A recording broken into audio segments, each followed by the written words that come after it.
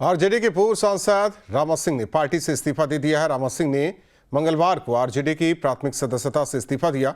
बताया जा रहा है कि आरजेडी के राष्ट्रीय अध्यक्ष लालू प्रसाद यादव को त्यागपत्र भेज दिया है।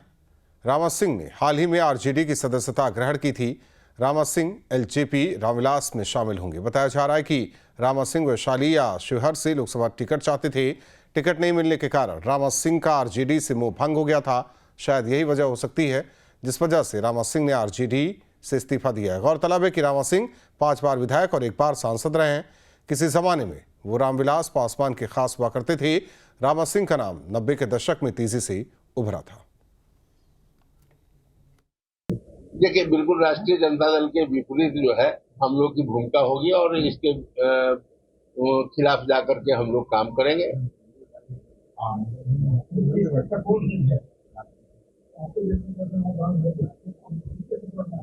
राष्ट्रीय जनता दल के खिलाफ में जो लोग होंगे उनका मदद हम लोग करेंगे। हम लोग तो आज तक किसी पार्टी में है नहीं। यह निर्णय आजकल में ही होगी और निर्णय होगी उसकी सूचना भी मैं आप लोगों को दूंगा। उसके बाद जो है उनके मदद में हम लोग रहे। उसका संक्षिप्त जो है यही कि आज मैं राष्ट्रीय जनता दल के प्राथमिक सदस्यता से मैं और अपने समर्थकों के साथ इस्तीफा देने का निर्णय किया है और इसका पत्र हमने राष्ट्रीय अध्यक्ष राष्ट्रीय जनता दल को भेज भी दिया है और आप लोगों के समक्ष भी हमारा आज का प्रमुख जो है हमारा आप लोग के विचार। पश्चिमी चंपारण लोकसभा क्षेत्र से बीजेपी के प्रत्याशी संजय जायसवाल ने कालीबाग मंदिर से पूजा करने के बाद बिहार के डिप्टी सीएम सम्राट चौधरी के साथ रोड शो किया। इसके बाद लोकसभा चुनाव के लिए अपना नामांकन दाखिल किया। इस दौरान बिहार के डिप्टी सीएम विजय कुमार सिन्हा और सम्राट चौधरी, जेडीयू के विधान परिषद भीष्म साहनी और एलजेपीआर अध्यक्ष चिराग पासवान साथ मौजूद रहे। वहीं इस मौके पर सम्राट चौधरी ने दावा किया कि बिहार की सभी सीटों पर एनडीए जीतेगी। बिहार में इस बार सभी 40 सीटें एनडीए गठबंधन की झोली में जाएगी। वहीं चिराग पासवान ने सभा को संबोधित किया। कहा कि आज विपक्षियों की तरफ से गलत प्रचार किया जा रहा है। आरक्षण समाप्त करने का तो मैं आपको विश्वास दिलाता हूं कि देश से कोई माई का लाल आरक्षण समाप्त नहीं करेगा, ये गारंटी मैं देता हूं। भारतीय जनता पार्टी और एनडीए के उम्मीदवार के तौर पर अपना नामांकन किया है और पश्चिमी चंपारण की महान जनता फिर से इनको लोकसभा भेजकर देश में लोकतंत्र स्थापित करने का काम करें। ने साफ तौर पर कहा है कोई भी जब तक मोदी जी हैं तब तक ओबीसी का आरक्षण, दलितों का आरक्षण कोई छीन नहीं सकता। देखिए, कांग्रेस आज़ादी के लंबे वर्षों तक लोगों को बरगलाता रहा। गरीबों को, ओबीसी को उसका हित, उसका विकास, उसका उत्थान की चिंता नहीं किया। देश के प्रधानमंत्री नरेंद्र मोदी जी ने गारंटी दिया है कि सबका साथ सबका विकास करेंगे और ओबीसी के अधिकार को कोई भी छीनने का प्रयास करेंगे तो उनको कभी ये हम अवसर नहीं देंगे। बिहार के कितनी सीटों पर जीत होगी? 40 सीट जीत रहे हैं। ऐसा पूरी जनता का आज ही देखें कि किस तरह का उत्साह आज डॉक्टर संजय जायसवाल जी के नॉमिनेशन में जाने के क्रम में जो उत्साह दिखाई पड़ा है। विपक्ष की हताशा साफ झलक रही है और विपक्ष सिर्फ फॉर्मेलिटी निभाने के लिए चुनाव लड़ रहा है। कांग्रेस और राजद के नेता इनहेरिटेंस टैक्स की बात करते हैं। क्या है ये?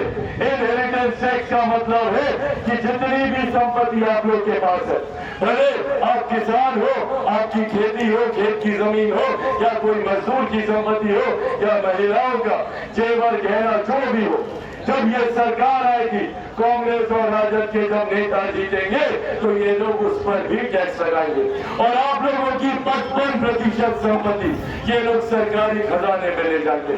इस सोच के साथ कांग्रेस और राजद के लोग आगे बढ़ने का काम कर रहे हैं। ऐसे में साथियों, हम लोगों को समझने की जरूरत है। जो पाई हम लोगों ने जोड़ी है, ये लोग उस पाई को हड़पना चाहते हैं।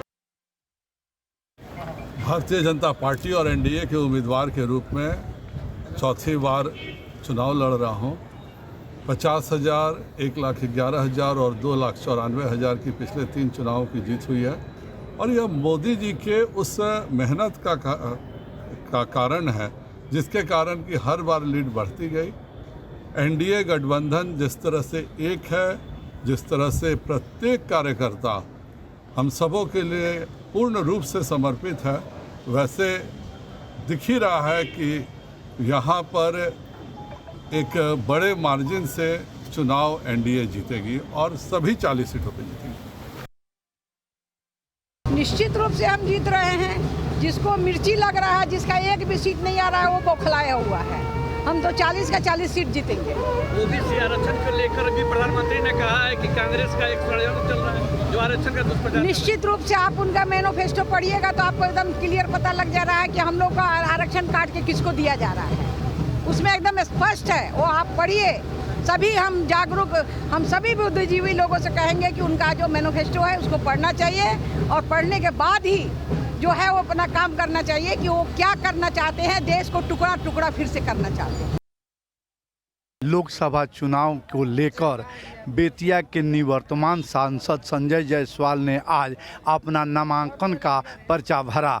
उनके साथ बिहार सरकार के उप मुख्यमंत्री सम्राट चौधरी और विजेंद्र सिन्हा के साथ साथ चिराग पासवान भी उपस्थित हुए। नामांकन के बाद सभा की गई। आशीर्वाद सभा में सभी ने मोदी के नाम पर मत मांगा और कहा कि यहाँ से संजय जायसवाल को विजयी बनाएं। वहीं चिराग पासवान ने कहा कि मैं अपने पिताजी का कसम खा करके कहता हूं कि विरोधी खेमा के लोग जो कह रहे हैं कि आरक्षण खत्म कर देंगे, तो मैं अपने पिता का कसम खा करके कहता हूं कि मैं जब तक इस पार्टी में रहूंगा और जिंदा रहूंगा, मैं आरक्षण खत्म करने नहीं दूंगा। इसको लेकर के लोगों ने खूब खुशी जाहिर किया और तालियां बजाई।